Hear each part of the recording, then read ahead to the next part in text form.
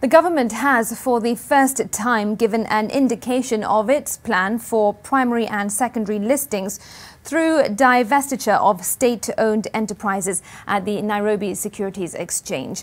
The National Treasury has expressed concern in divesting its stake in mobile telephone company Safaricom, as it looks to catalyze listings in the Nairobi Securities Exchange through privatization of state-owned enterprises.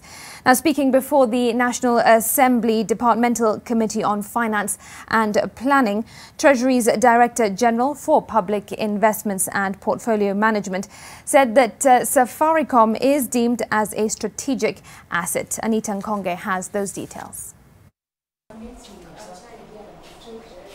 The listings drought that has characterized the Nairobi Securities Exchange presents a major source of concern for policymakers in Kenya.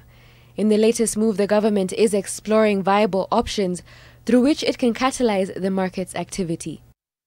Floated amongst the options has been the possibility that the government could offload an additional stake from the giant telecommunications firm Safaricom, where it presently holds a 35% stake. The National Treasury has expressed reservations about this. Safaricom, as you know, we own that we have a stake of about 35%. And as you know, Vodafone and the Vodacom also owns 35%. If, for instance, we have to reduce our interest in Safaricom, given the strategic and security issues around Safaricom, we will not want to go below the Vodafone. If Vodafone are willing to go 10%, we can go 10%. But I don't think we would want to get diluted as government on Safaricom. The National Treasury has equally expressed reservations as far as divesting its stake in struggling electricity distributor Kenya Power is concerned. President Uhuru Kenyatta recently commissioned a task force to look into the power purchase agreements entered by Kenya Power in a bid to salvage the company. I'm not sure whether government would want to stay as a minority in KPLC, because right now we're only at 50%. Now, given the strategic nature and monopolistic tendency of KPLC, I'm not sure we would want to move away 50% and move to about 45%, where government loses control on a monopoly.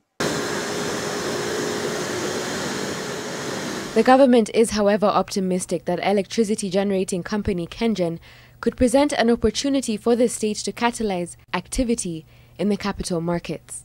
Where we may have some scope is possibly like KenGen. We could release from maybe that from 70%.